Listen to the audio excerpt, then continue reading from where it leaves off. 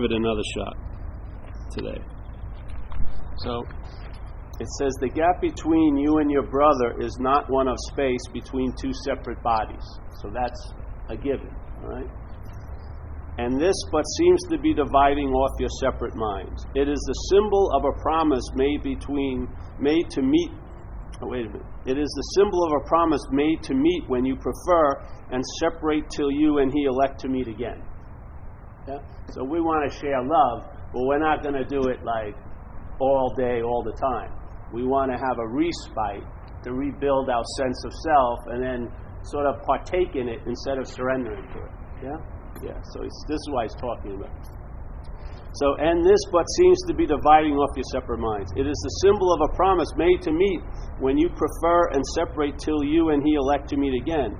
And then your body seems to get in touch and thereby signify a meeting place to join. But always it is possible for you and him to go your separate ways. Conditional upon the right to separate, will you and he agree to meet from time to time? It's so beautiful, really.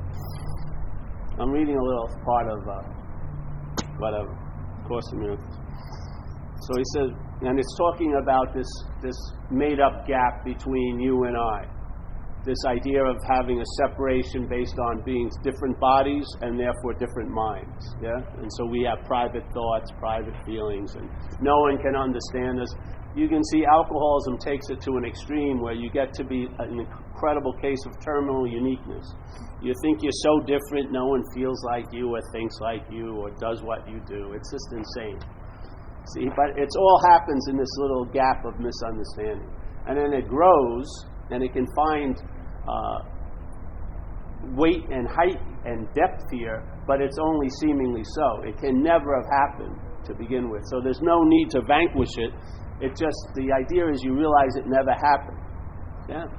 It's just a much quicker way to get out of something is to realize you're not in it. It's much quicker. It takes no time at all to get out of an imaginary place. It dawns on you, how could this possibly be so? And it ain't. Because its so-ness, which is totally imaginary, is built on you believing it. Yeah? You're the bringer of the illusion, so to speak, or you're the huffer and puffer into the illusionary balloon. So this is what he's talking about. So, and it's about getting together, but on very, very defined terms. Yeah. Like, I love to see someone I love, but not all the time. You know, I want to have a lot of breaks and, you know. So, it is a symbol of a promise made to meet when you prefer and separate till you and he elect to meet again. And then your bodies seem to get in touch, yeah, and thereby signify a meeting place to join. Hey, yeah, we got together. We shared some love, you know. But always is it possible for you and him to go your separate ways. So there's no abandonment to, you know, there's no abandonment to the quote-unquote love. It's more like a conditional experiment. Yeah? But always it is possible for you and him to go your separate ways. Conditional upon the right to separate, will you and he agree to meet from time to time and keep apart in intervals of separation, which do protect you from the sacrifice of love. Yeah? Because there is no sacrifice in love. He has it quotated, yeah? The body saves you, for it gets away from total sacrifice and gives to you the time to which to build again your separate self. Yeah. Which you truly believe diminishes as you and your brother meet. So real love is a threat, in a sense, to your oneness, yeah, isn't it? I mean, when you let go, it can be scary to what's holding on, seemingly holding on. So it wants to let go, but it wants to do it very conditionally, only to go back and let's say, resurface or recommit to the holding on. Yeah. So the body could not separate your mind from your brothers unless you wanted it to be a cause of separation. The body could not separate your mind from your brothers unless you wanted it to be a cause of separation and of distance seen between you and him. Yeah. Thus do you endow it with a power that lies not within itself, meaning the body. Yeah. It determines when your brother and you meet and limits your ability to make communion with your brother's mind. And now it tells you where to go and how to go there, what is feasible for you to undertake and what you cannot do. It dictates what its health can tolerate and what will tire it and make it sick. And its inherent weaknesses set up the limitations on what you would do and keep your purpose limited and weak. It's so incredibly beautiful if you follow it. Yeah? He's talking about the activity of selfing, basically. That's what it's doing. And basically, selfing is really a movement of fear of, let's say, completion or wholeness. The completion that never went through a process. In other words, your inherent condition, your inherent state, scares the bejesus out of the mental state. The mental state would like to have some of its qualities or experience some of its qualities, but no way does it want to entertain being it because it sees it as a huge threat that it's going to lose something. It doesn't see as what it's going to gain, it sees what it's going to lose, and it's going to lose this imaginary separation, this sense of being a someone, the uniqueness of my conditions and my story and my thoughts and my feelings, and the extreme significance I have in a very, very, let's say, mundane movie. So it's sort of like someone who's overboard and you're on the boat and you're calling them to, give up. He thinks he's holding a big thing of gold, but it's a giant lead weight, which is causing him to sink. And when you say let that go, he sees it as a sacrifice. He doesn't see it as a lead weight. He sees it as gold. He sees it from the misperception that this is what I am, and no way in hell am I letting it go. I'd rather drown than let this go. He doesn't see that that's the drowning, holding on. The people on the boat see it, and they're going, let it go, bro. Come over to the winning side, however you want to think, just let it go. But no. So it's two different perceptions. One person sees the weight that it is, the other person sees it as gold. This is the condition of selfing. It's making weight seem as gold, and it's making freedom from weight look like a threat. Yeah. So maybe you play around with an idea like this, but you don't abandon it. The mental state usually doesn't abandon itself, this idea. It sees how I can use this idea to make it a little easier being the mental state. Really, it does. It's trying to get another leg up. It's tried everything else, and now it's down to, and it's tried maybe even spirituality, and now it's at the last house on the block, non-duality. So it's thinking, I'll be a better self if I'm not a self. But I'm going to be that not self as a self.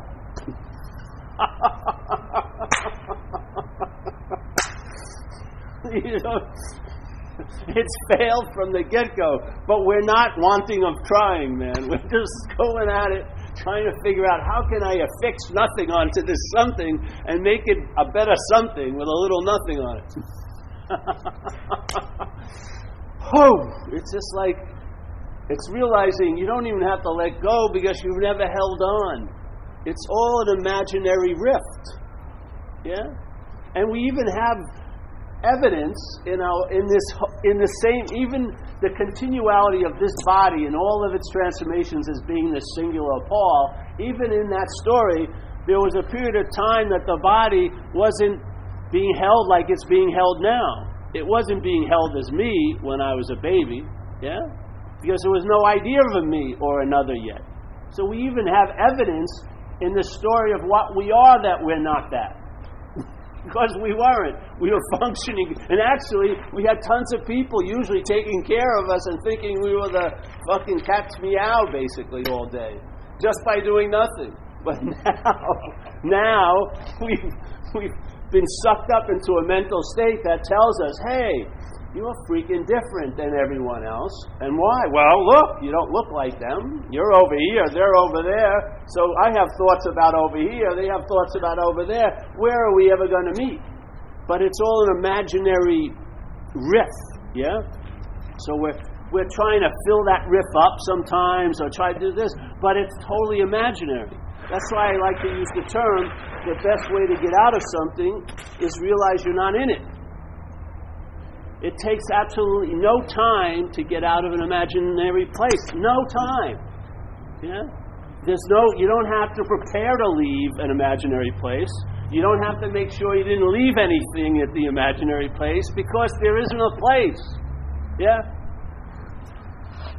You don't have to go back because you forgot something in the imaginary place, because it's an imaginary place. Yeah? And there's a lot of imaginary places. And I'm not talking about physical places. I'm talking about mental places, all these places that we take to be so real, the place of disconnection or the place of connection. They're both as imaginary as the other. So, when you see it as a process that's being driven by your own energy, yeah? There is a power in that. You can stop feeding the imaginary beast, yeah? Because you're the source of its juice. It has no other way to run its movie other than you. You're the light. Yeah? You're the light. It's telling now, it's like the projector talking to light and saying, hey, I'm the one who's producing you, and I'm going to direct you this way. And we're going to sit here for more, not, you know, when you're in a bad movie like Die Hard 4 or something, even if you combined all the Die Hard movies, it would only last like, 12 hours, let's say. We're years we're watching Die Hard. You know, Paul dies hard, Paul dies harder, Paul dies the hardest, and then Paul gets resurrected miraculously, and then Paul again dies hard, and we just can't seem to take our attention off the screen. And I found in my own revelations, I found that the glue to the screen ain't what's on the screen. It's on what's watching the screen. And it's taking what it's watching to be it. And that's the glue. That's the attraction. That's the cherishing that goes beyond all evidence to the contrary. It will just override all the evidence you're not that, and keep on keeping on being that. Okay? And so when that was extracted, you see the movie, you see the character in the movie, but the movie's technicolor has been removed. Yeah? Its depth of vision, foreground to background, it gets blurry now. The demarcations get a little bit very blurry. And then you see this thing that you had as little snippets of you, is just one giant little stream in a mural of millions of streams. Yeah? And that you're that which is able to see all of that. Not what that little movement is. Being totally fixated on so it seems to blow up and get bigger than everything else. Which is what the mental state, doesn't it? It can take a problem today that a lot of people may be having and yet blow it up into an incredible size when it's yours. You could even be at a cafe today breaking the news of how heavy it is to be so unique in this situation, and if you listen to a conversation on the next table, another person's talking about the same fucking thing in another dramatic way, and they may be even more embellishing it than you are. So even your performance is lesser. Yeah. But there's that, and then unfortunately we capture someone who may be interested in us, and you're gonna be my, what's those two guys that used to do the movie reviews?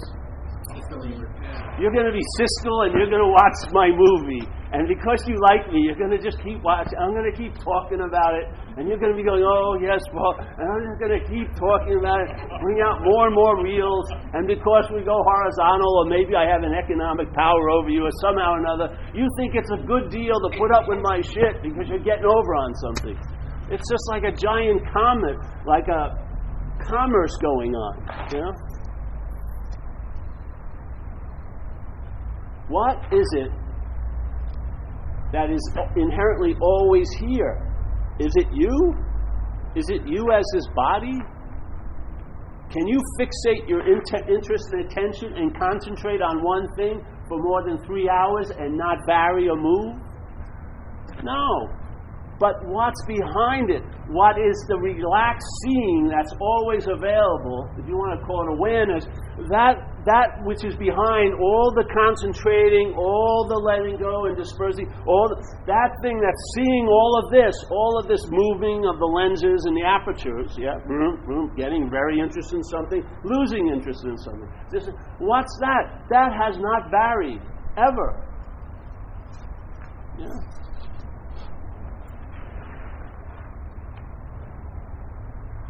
It's the only reliable thing here because it's not a thing. It's the only reliability you're ever going to find.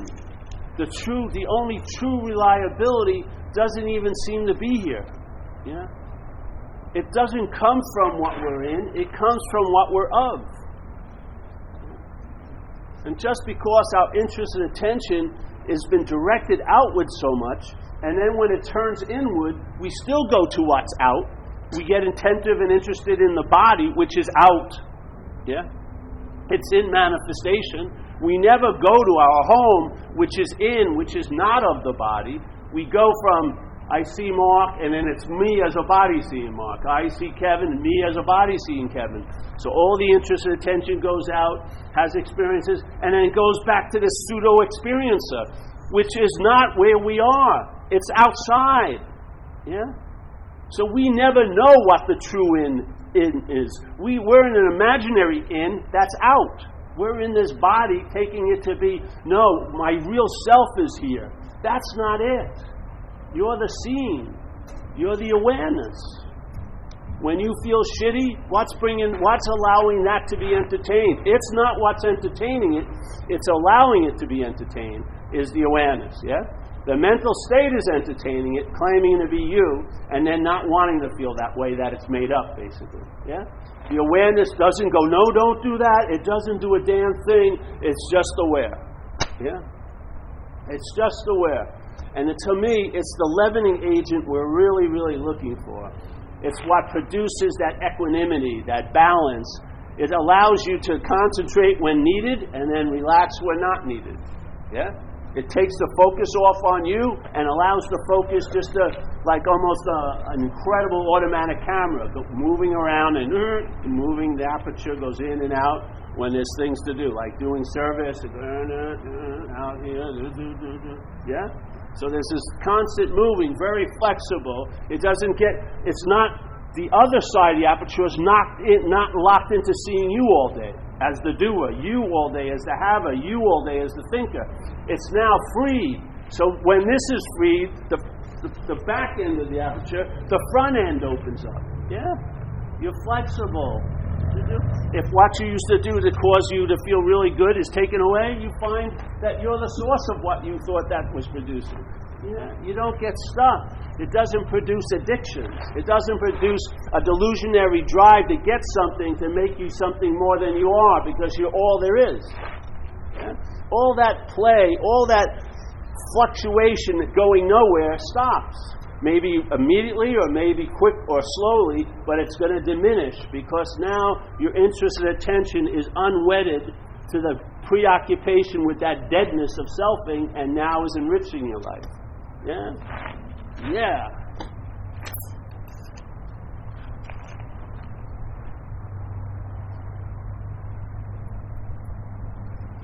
I've been stoked by this for 20 years, more than that. Jesus Christ. I never, it's just like, it's been a never-ending stoke of the message since it dawned on it, ding.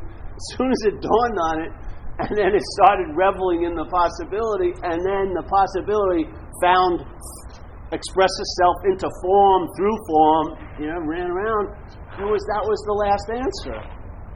Yeah? And then it's all about finding how your approach is off. How you're looking for it is the reason why you're not finding it. Because the mental state, if claimed to be you, will make what you are an object that it wants to have. It will be looking for the authentic self as the seeming authentic self. So the whole point of here is we're not just lending a message, we're like ear doctors. I check people out, I see how they're hearing this message, and it's the hearing where the problem lies. because the reference point keeps superseding whatever it's invited to. The way it hears the message is more important than the message. The way it hears the message, I am a lion, and turns it into I can become like a lion. That's the dilemma. Because every time a message approaches it, that's what it does. It claims it from a reference point and it makes it something. And it neuters the message.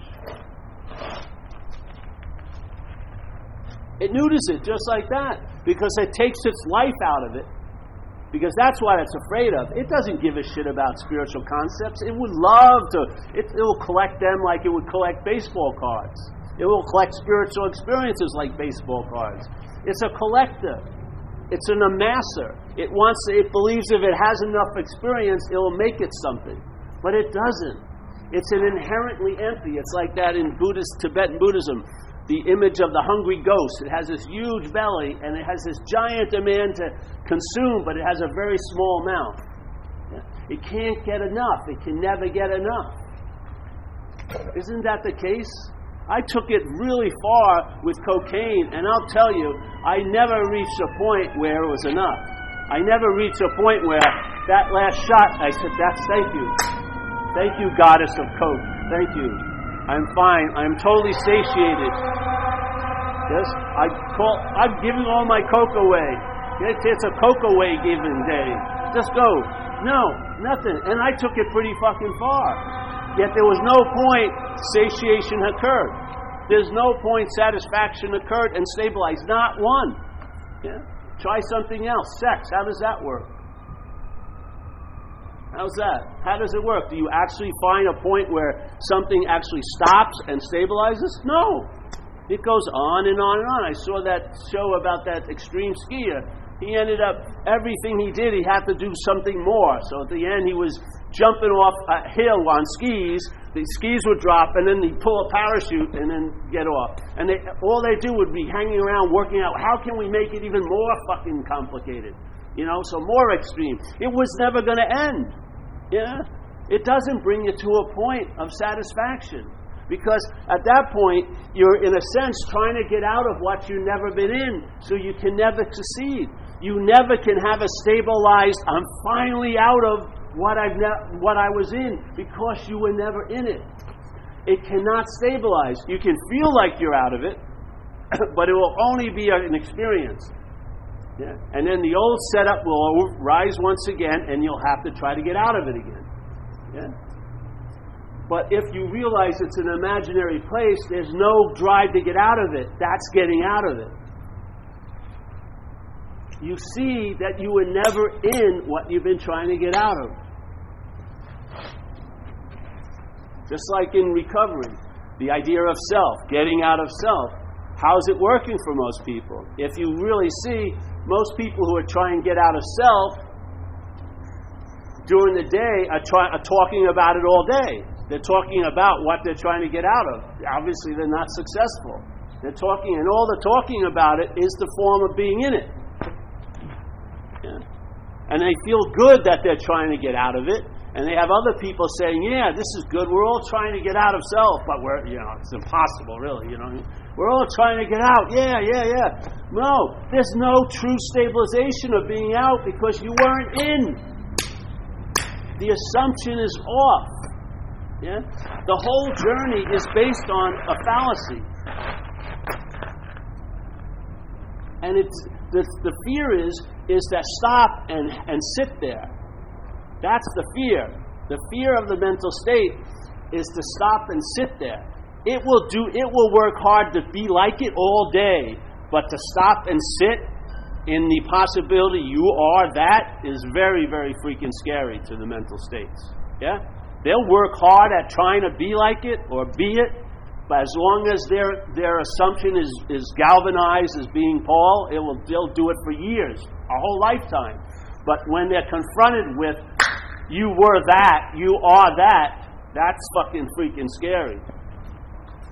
I used to see it when I used to meditate. You meditate for hours, then you get into a real good groove, and then suddenly you had to get up to do your laundry. You know what I mean?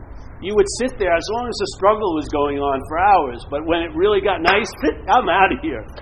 Yet the whole point, supposedly, was to get there. When it finally dawned on me, I didn't want to be there at all. Let's go do some service or something. Yeah. There is a solution, man. You know, it's an illuminating factor. Bring it to what you're involved in already. Let it illuminate the program for you. Yeah? It will illuminate the principles. You'll see what can be made of what that guy translated from a download, basically. Yeah? You can read it, and your mind will make it your own message. You'll see it.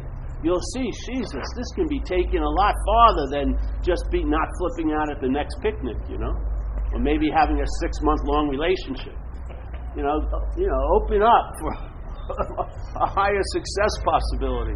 Hey, I can be inherently free? Yeah, you are. Will I comprehend the word serenity? You better believe it. Will I know peace? Yes, you will. Will I have a happiness? No, you'll have a new happiness and a new freedom. Not like from the old fucking happiness mill you've been buying your shit from. You'll get a new happiness and a new freedom. New means not like the old. Yeah? New. Totally new. And a new one, you can't know, you'll find it out. Yeah? By it expressing through you. When serenity starts expressing in your life, you'll find out about serenity. You'll comprehend it. Yeah? When peace starts expressing through your life, you'll know peace then. That's when you know it. You don't know it by studying what peace is. You know it by its movement through you. Yeah? Or by it's like a cloud that's sitting above you. You finally look up. That's always was available, but your attention had commandeered to look horizontal all the time. Suddenly you look up, and that's what you've been looking for the whole time. The little cloud takes a formulation of your original face, which is in a face. And then you recognize yourself in that as being, that is what I am. Yeah. Instead of taking it to be the body all freaking day. The body is what the mind is using to reinforce the idea of being separate. Yeah? And so when you join oneness, you're trying to join oneness out of a two-ness. You're wanting to join oneness is based on separation from oneness, which is an impossibility. So you want to experience oneness, but as a two-ness. Yeah? You want to be there every step of the way, right until you merge into the oneness. And then you still want to be able to tweet or text that you got merged into the oneness. Yeah, there's this huge. All right, I'm getting close to the event horizon. Wait a minute! I want to send out a tweet. Oh, I'm awake. I'm enlightened. Send a selfie from there. Oh, there I am in enlightenment. See me? Put it on Facebook quick before I lose all sense of self. It's not like that. You're the one, every time you take a step towards it, it moves. Because that's the dance. Or then you think, oh, fuck this, I'm going to get high. And then, oh, I want it. You can't, two-ness ain't going to get oneness. Your reference is superseding. Your reference of being a unique, separate, independent entity is superseding oneness. All you're trying to cast oneness into is an experience you have as a separate entity. That's not it. Some idea that somehow a lot of anxiety and fear has coagulated around that when I lose myself, I'll be losing everything. When it's the exact contrary. When you supposedly lose yourself, which is that you never had one, yeah, then all is added unto thee. And so we hear that and we like it, but man, there's a little reservation there. We're like, new, and I got at least these cards. I'm holding on to them, man. I know it sucks being Paul, but it's being Paul. So, and I'm interested in it at least. I know no one else is, but I am. So I'm going to know. Yeah. There is a solution. It's right in us now, man.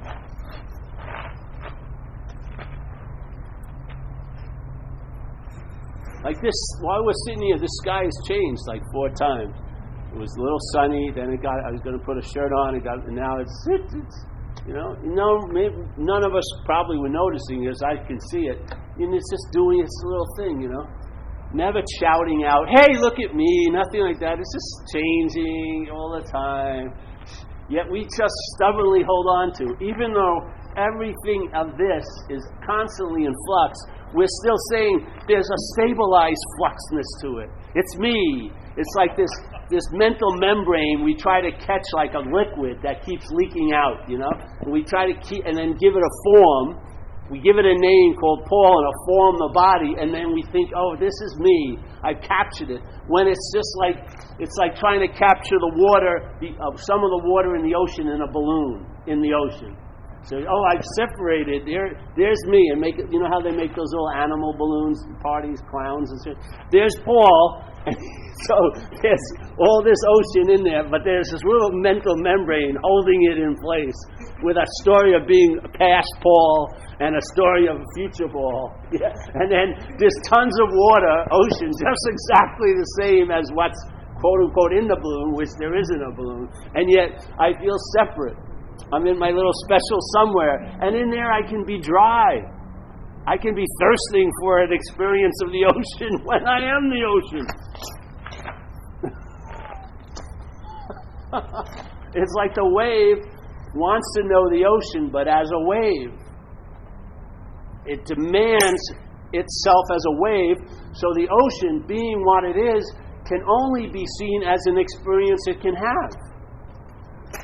So it wants to have an experience of the ocean as a wave, which is going to be defined by time and consequences. And the most important variable is going to be the mental state.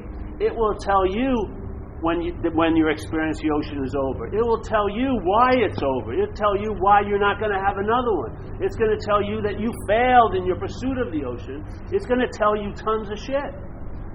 The wave, when seen not to be the wave, what is it? It's the ocean. There's no transformation that has to occur. There's no process. All right, we're going to take the wave into a rehab and we're going to break the news to them. You're the ocean. And we'll just slowly break down the cresting and the fear of shores and what it's going to break on and shit. And then, all right, come on. Give it some self-esteem as a good wave, Oh, I only break at fucking Bolinas. I want to break at Ocean Beach. And I'm just a small. I have no power. No one's fucking afraid of me. All right, no wave. You're just like the ocean wave. Wait, no. You're not the wave. Bingo. You're the ocean. Yeah. Yet the wave keeps appearing. But now something that was misunderstood has been cleared up. The waves go on as they always will, and you're cresting and breaking seemingly. But then all the while, all that pantomime is going on, there's an assurance that you're the ocean. Yes. There's no lack in you. You're not going to run out. Yeah. The shore, you don't end. Your crescendo isn't you finally smashing on the shore. That happens billions of times. Yeah, billions and billions of times. Yeah. Oof. So the question is, are you a wave? Just find out. Are you Charlie? Are you what feels disconnected or bored with AA or whatever it may be? Because if you're pinning all your movement on that assumption that Charlie is bored with AA, you may leave the exact place you need to be to get the medicine you need. You may. Yeah. And what would that be? A pledging allegiance to the mental state, yeah? If I have a sober, like when I was in Delancey Street, it was a 2-year program. It was longer if you wanted it, but I stayed there 2 years. And, as time went by, I used to remember shit would come up and I'd want to leave, but I realized if I leave now, I'm going to walk out with exactly what I walked in with. The clothes on my back. I'm not going to fucking leave. I'm going to graduate this thing. I've gone too far, to jump off the boat. I'm just going to keep on keeping on. Yeah. And so a lot of times that head that would drive me out of things in the past just like that, there was a deterrent to it because I saw there was a sober assessment, so to speak. Yeah, it was a sober assessment, not coming from my mental state, but coming from a real recognition of where I was at. I was fucked. Yeah, and I had no real position to be so assuming this and that I can do this and that. I couldn't. I would have walked out with nothing. Yeah? So this is what happens. If you get a sense of, if there's that pause that's available between seeing or hearing the thoughts and listening to them, yeah, which is totally different. Hearing them is what happens. Yeah, you hear thoughts. A lot of times you lose interest in a lot of them because they're not about you, but they're still hearing of thoughts. It's the listening to the thought that produces this relationship as the thinker. Yeah? Now you think they're about you or you're the one who's thinking them. Then they have a lot more power then because you've given them a lot more power through the listening. So it's like an abstinence. You abstain from giving a failed thought system any fucking leverage in your life because it's going to play that leverage. If you give it an inch, it will take a mile. If you let it in, it's going to move in, and you're going to be the fucking servant. So, any questions today? No? Yeah, actually, it seems like as you're talking about how there's the fear from the perspective of the mental state, at some point it seems like that has to, the relationship to the unknown is more one of wonder than fear of the unknown. Yes. So, I always wonder, how does that happen? Maybe there's no, answer to it. It's a good inquiry. Well, for me, the wonder is right there with the same energy that's being stimulated that the mental state takes as fear. It's just seeing it in a different way. Yeah? So if you start seeing the self as not being you, it's sort of like when I used to use the example of the snake molting the skin. It's just like that. So there's the snake, and every year the snake molts its skin. But let's say you can look at that event from two perspectives. One is from the skin's perspective of the snake, and so when it starts recognizing, oh, it's time to molt, it produces a lot of fear, yeah, because the skin, its whole story is that it's the snake, and that molting is going to show that not to be true. Yeah, so the skin's like going, get a lot of moisturizer. Don't go out in the noonday sun. Stay away from that rock. Don't go there because I don't want the skin to be ripped. You know what I mean? Because the skin's whole agenda is on the snake. Really, that's what gives it relevance. Yeah, and it isn't, and it knows it isn't, and that's where fear is. Yeah, and then so let's say you move to the snake's point of view. The snake's point of view is hallelujah. The old skin is dull now. It's not attracting female snakes. It's making it heavier to travel. It gets snagged easier on rocks. So when it's like fucking far out, and it's just a natural occurrence. So from its point of view, the same event, it's hallelujah. From the point of view of the skin, it's like fucking Armageddon. So wonder or fear, same, yeah? It's the point of view that gives it the meaning. So then there's wonder, and or it could be interpreted as fear. It's great wonder and great fear. Yeah? There's not a little bit of wonder in the unknown. There's great wonder in the unknown. Therefore, it can provoke great fear or anxiety in the mental state. Because the mental state knows it's not so. You ever have that thing when you were out there and let's say you had a lot of nice clothes and you're going out with girls and you're doing a lot of coke, but there was this unnerving sense that you were a fraud, It was close to this feeling that there was an unease. Even though everything was looking great, there was still an unease because you had to keep the show going to make sure no one found out, there was nothing behind the whole show. That's what selfing's quite like, yeah? It has an inherent fear because it's not what it's saying it is. So it's sort of like if someone assumes a fake citizenship. You ever see the talented Mr. Ripley? The guy kills the person, takes his identification, starts living high in the hog all around Europe, Monte Cristo. But there was that underlying anxiety that he could be found out every moment. That's selfing. That's the underlying anxiety of selfing. Selfing is assuming to be someone, and it knows it ain't. And so the biggest thing that would expose that is recognition of what it isn't, which is it isn't you. And it does want that to happen. So it's constantly, even when you hear the message of you're a lion, it's going to turn it into I can become like a lion, which neuters the threat, yeah? If it's going to embellish the self, it's all for it. If it's going to threaten it, it's not all for it, yeah?